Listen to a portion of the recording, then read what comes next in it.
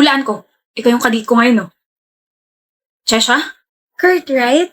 Natumpak mo. Galing mo ah. Paano mo nalaman? Siguro nakakabasa ka ng isip, no? Basahin mo nga yung isip ko. Sabi ng isip mo, umupo ka na nga, Chesha, at nangangala yung bata ko sa'yo? Oh, so tama nga sila. Huh? Palaging tama ang mga babae kasi may tama ka. Haha, so funny. Alam ko, nasa resume ko kasi yan. Like, isa sa mga skills kong nakakatawa. Really? Ano ina-applyan mo? Comedian. Dahan-dahan naman sa pagtawat, baka iuwi mo na ako niyan, ha? Oh my gosh, shut up. Nasa noisy ako palagi ng bata, o kaya hindi gagana sa akin yan. Sabi nga ni mama ko, okay lang na dumaldal ako ng dumaldal kahit mali yung mga sinasabi ko. Ayun, bagsak ako lagi sa recitation. So mali mo pala na-apply sinabi ng mama mo. Pero buti nagka-time ka dito sa getting to know each other date natin, no? Kasi, busy ka, di ba? Well, it's Saturday. Hindi ka kasama sa world tour? World tour? Hindi ka na-inform or inalis ka sa list of songs ni Bruno Mars? Yung, Chesha, that is what you are. Pleasure yon, Kurt. Nabago na. Okay, fine. Honestly, you're funny and smooth. But, Anong but?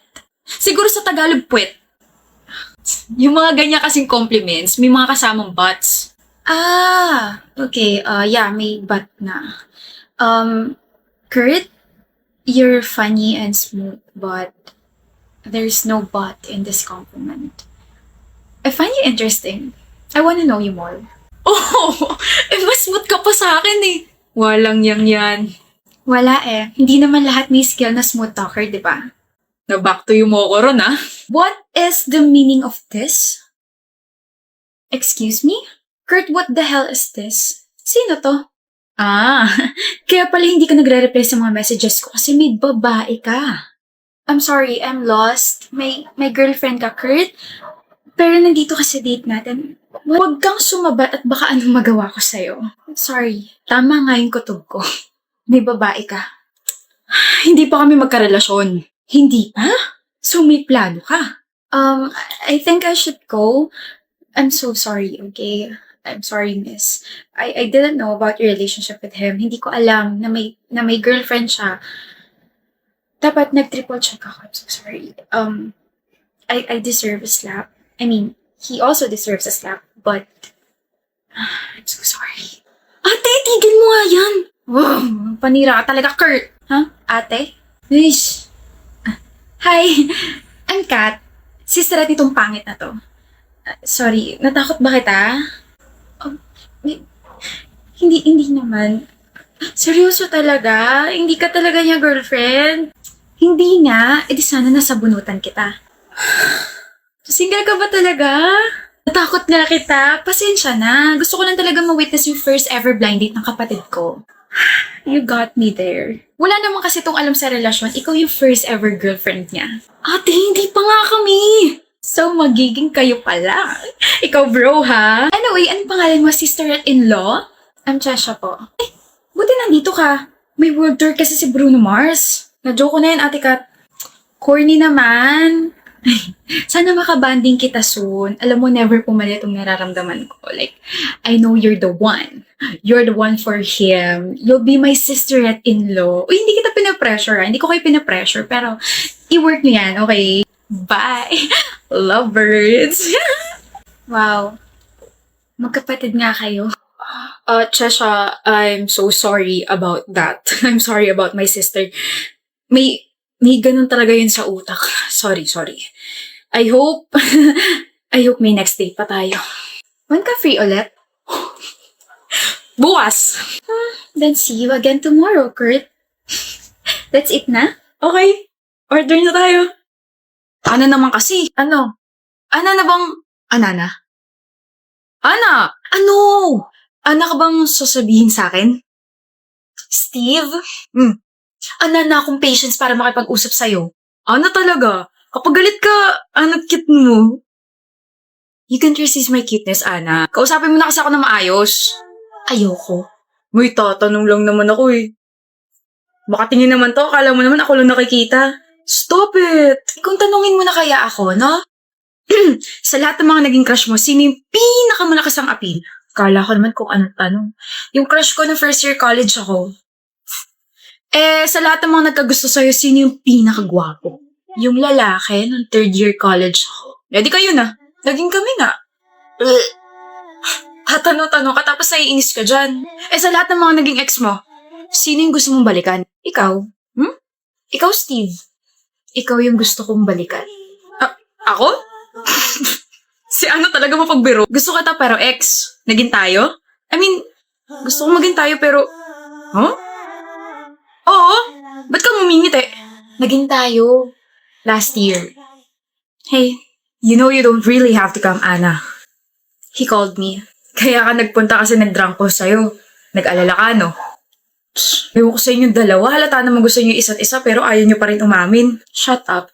Gano'n ba karami ininom niya? At aware ba kayo na mabilis malasing yon? Alam naman namin kaso birthday ng isang pinsan namin eh. Nasaan ba siya?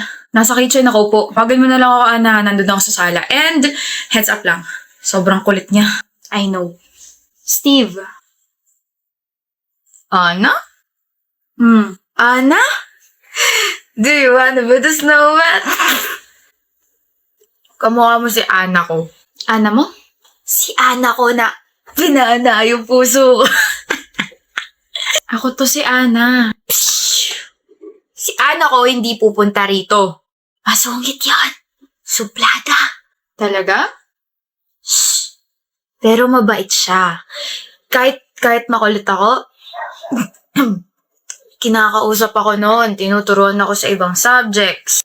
Tsaka sumasama siya kapag niyayaya ko siya sa mga family gatherings. Kaya gusto siya ng pamilya ko. Maganda ba si Ana? Tinatanong pa ba yan? Sobra. Oops! Akin si Ana. Akin ka, Ana. Tayo ba? Oh! Tayo! Girlfriend kita! Talaga? Ana? Break na tayo.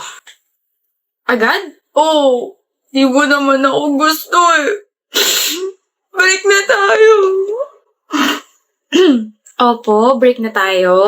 Opo, ikaw unang boyfriend and ex ko. Anak?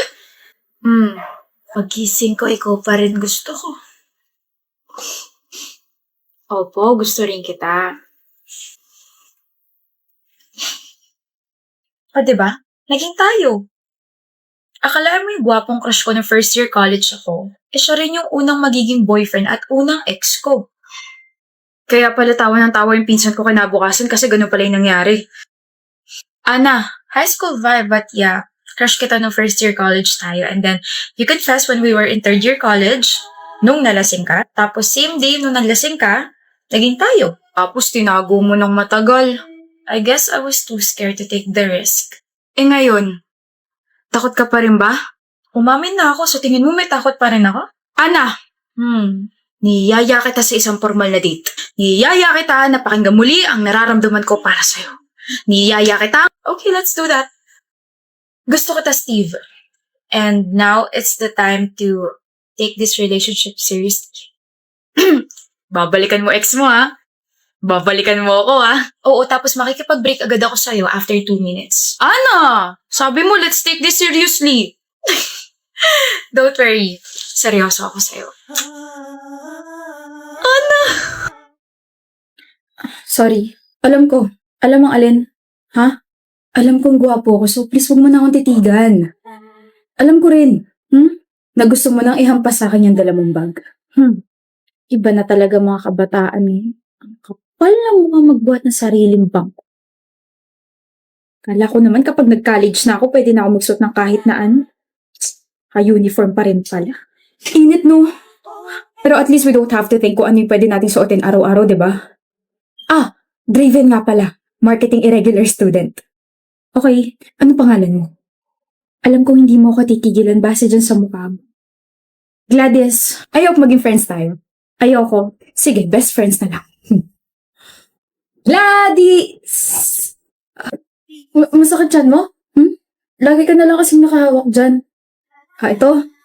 May abs kasi ako eh. Nag-aalala ka na sa akin na bored lang ako.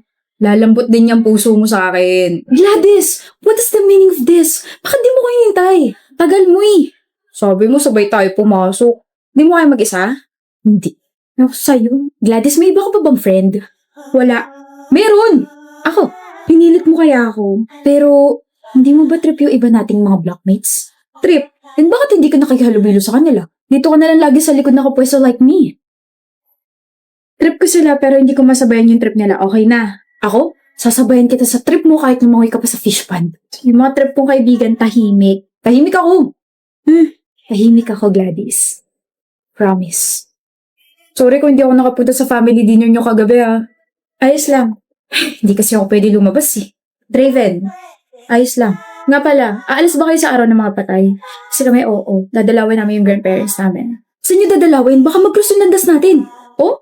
Sa Manila Memorial Park, sa Columbarium. Doon din kami! Best friend talaga tayo. Ma, doon lang po ako Kang lalayo.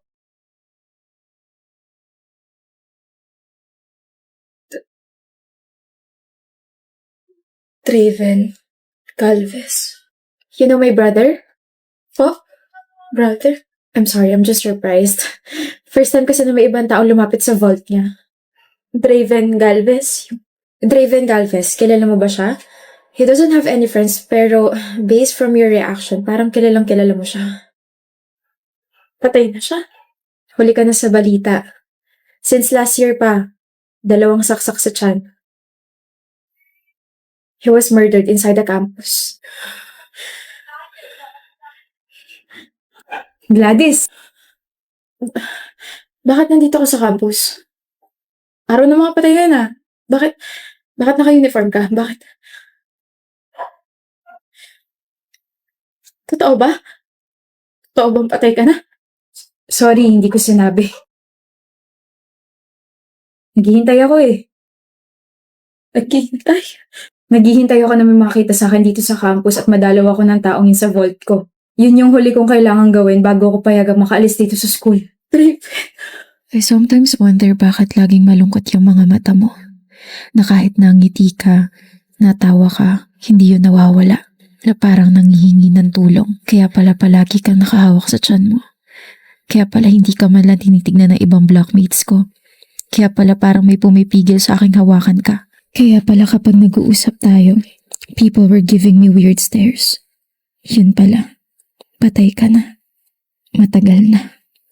Takot ka na ba sa akin? Hindi ako nagsisisi sa Draven. Masaya ako na nakalala kita.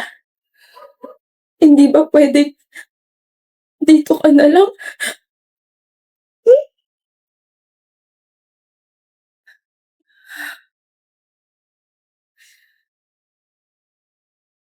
Gusto kong punasan yung luha mo kaso dito ka na lang. Gladys, hindi na pwede. Thank you. And sorry kung iiwan na kita rito Kailangan ko na magpahinga na tuluyan Bye-bye, Gladys. Salamat sa lahat. And that's it. That's the end of her story. I didn't even get a chance to sabihin I fell in love with him. I fell in love with Draven.